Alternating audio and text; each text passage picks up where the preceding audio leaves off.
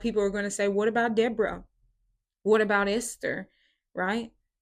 But you must understand, we must understand that these women were not pastors. Yes, they were in great leadership roles, as a woman is in leadership roles in many other areas of life, but they were not pastors. And so they can hold, we've already discovered that in the book of Titus, chapter 2, it tells the older women to instruct the younger women and the children.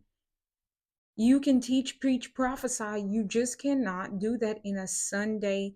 You cannot be a pastor. You cannot exercise or teach as an authority over a man. Women of God within God's church, you are important. Your contribution to the church matters. You showing up, doing what it is God has called you to do in your rightful place, not stepping into things that He has not called you to, is good and it's important. Don't ever feel like what you're doing is not helpful or useless.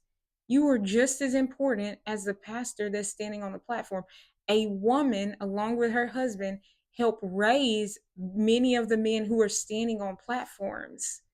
That is an awesome role. You are the gatekeeper of your home. You get to decide what comes in and out. You get to nurture and love on those children and love your husband and encourage him and to help him to carry out the God-given purpose that he has for him and your family. Teaching those babies in the Sunday school is important kingdom work. If you didn't do it, who would? You wiping bottoms and rocking babies and singing worship with them, that is important work. Cleaning the bathrooms is important work. Greeting people, showing them that they are welcome, is important work.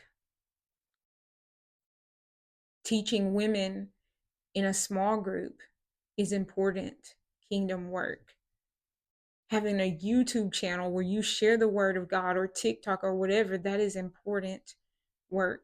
Evangelizing to people in the streets, that is important. The enemy has tricked many of us to want one thing when we have millions of other things that God has called and equipped us to do. The one thing that God calls us to surrender to Him, and that's a pastor role, which I can't understand why anybody would want that.